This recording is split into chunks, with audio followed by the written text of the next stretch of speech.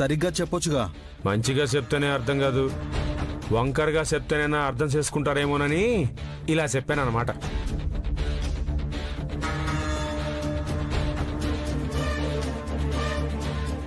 శ్రీశైలం, నువ్వాగు. గణపతి, విద్య, మీరు పూజలో కూర్చుండమ్మా.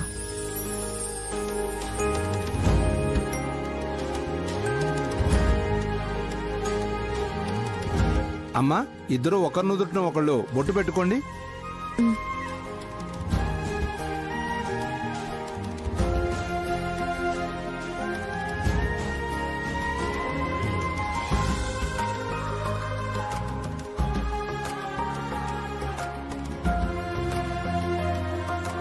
ఆ కంకణం కూడా కట్టుకోండి.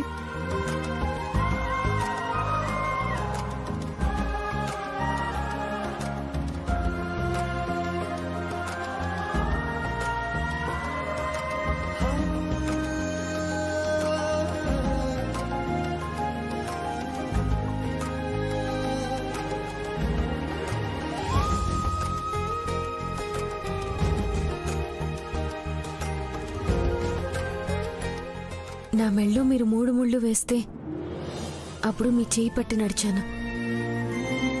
ఇప్పుడు నా చేతికే ముడివేశారు. మీ జీవితం మీద పడ్డ ముళ్లను ఏరి పారేస్తాను.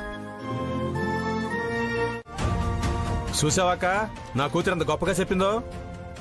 సంతోషించాలే కాని పాట పాడి హారతిచ్చి కొబ్బరికాయ కొడితే వెళ్ళి రెస్ట్ తీసుకుంటాం. కూర్చోడానికి కూడా ప్రాబ్లం అనుకుంటా మావయ్య. అంటే ఇలాంటి వాళ్ళకి ఇంట్లో వాటా కావాలంట. ఎట్టారా?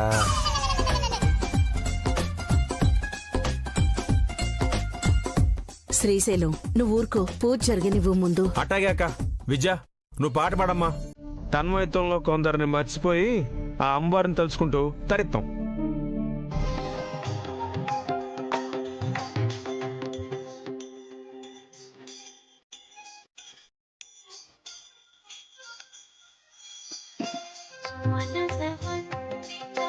సుందరి మాధవి చంద్ర సహోదరి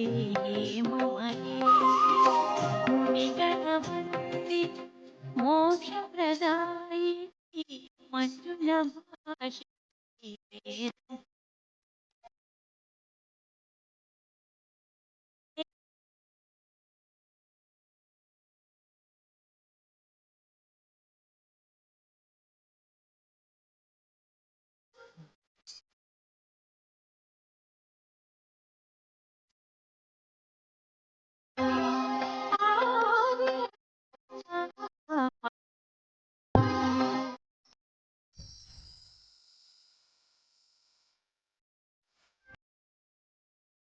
అమ్మా, అమ్మవారికి నైవేద్యం సమర్పించి కొబ్బరికాయ కొట్టి హారతివ్వాలి. ఓం అష్టైశ్వర్య సిద్ధిరస్తు. శాంతి శాంతి శాంతి.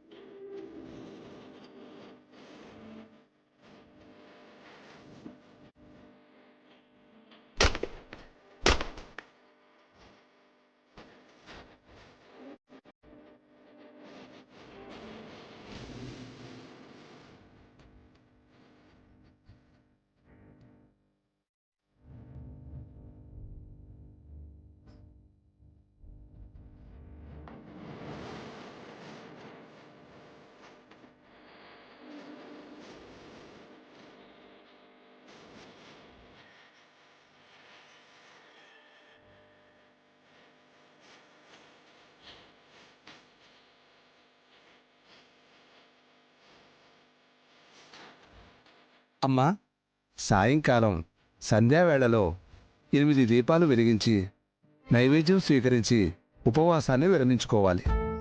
అలాగే పంతులు గారు. ఈలోపు గుడికి వెళ్ళి ప్రదక్షిణలు చేసి వచ్చినా మంచిదే. వెళ్ళొస్తాను పంతులు గారు. అమ్మవారి అనుగ్రహం కోసం ఏమైనా చేస్తాను. శుభం.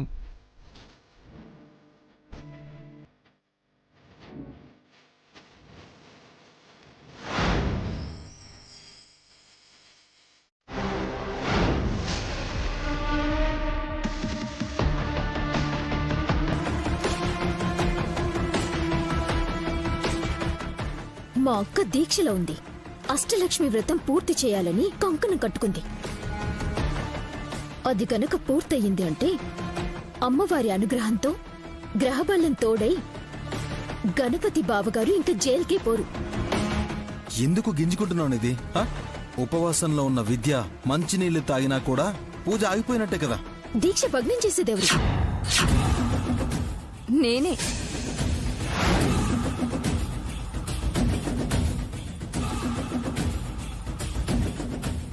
అమ్మవారిలా వచ్చింది పద్మక్క.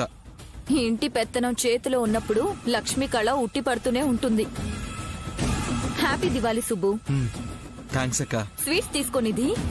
మా అక్క సంతోషంగా ఉండాలని అష్టలక్ష్మి వ్రతం చేస్తుంది వదినా. ఆ దీక్ష చెడిందన్న వార్త వినగాని అప్పుడు స్వీట్ తీసుకుంటాను. పద్మక్క వచ్చేసింది కదా, ఇంకా విద్య గురించి ఆలోచించాల్సిన అవసరమే లేదు. నన్ను గుడ్డిగా నమ్మి మీ కళ్ళని కుళ్ళబొడ్చేస్తాన్రా. విద్య జీవితం నాశనమయ్యాక నన్ను అభిమానించే మిమ్మల్ని అడ్రస్ లేకుండా చేస్తే ఆ 25 ఎకరాలు నా పేరిట చేసుకోవచ్చు.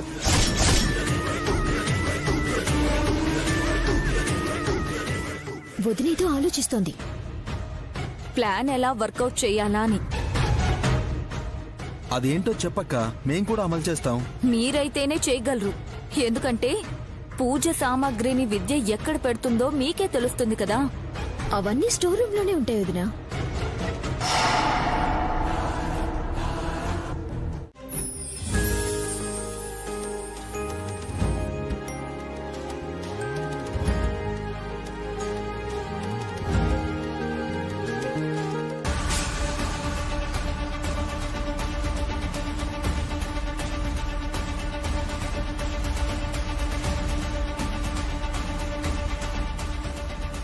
దీపావళి పండుగ ఏర్పాట్ల విద్య. ఏర్పాట్లు దేవుందదినా, ఒత్తులు చేసి పెట్టుకుంటే పని తేలికవుతుంది కదా. నువ్వు పుట్టింట్లో ఉన్నన్నాళ్ళు నిన్నే లక్ష్మీదేవిలా చూసుకునేవారు మావయ్య. నీ చేత్తో 10 రూపాయలు ఇస్తే 10,000 లాభం వస్తుందని ప్రతిరోజు పండగ చేసుకున్నా లోటు ఉండదు అనేవారు. కాని నువ్వు అత్తారింటికి రాగానే అదృష్టం చేయి జారిపోయింది, చెయ్యి కూడా జారిపోయింది. వదినా, నాన్నకొచ్చిన పక్షవాతం గురించి ఎక్కడా ప్రస్తావించొద్దని చెప్పాను కదా వదినా. ఇక్కడ పరాయి వాళ్ళెవరూ లేరు కదా. నీతో కాబట్టి మనసు విప్పి మాట్లాడుతున్నాను. ఇదిగో తీసుకో. ఏంటది? నిధికిచ్చి నీకివ్వకపోతే నాకేదోలా ఉంటుంది. స్వీటేలే, బంగారం కాదు. తీసుకో. నువ్విచ్చినా నేను తీసుకోను. స్వీటా? బంగారం గురించి నేను చెప్పేది. నీ మనస్తత్వం నాకు తెలుసు కదా. పట్టుదల గల మనిషివి. తిను. నేను ఉపవాసం చేస్తున్నాను వదినా. పూజ అయ్యాక తింటాను. సరే, నీ ఇష్టం. పద, షాపింగ్కి వెళ్ళి అక్క చెల్లెలిద్దరికీ పండక్కి చీరలు కొంటాను.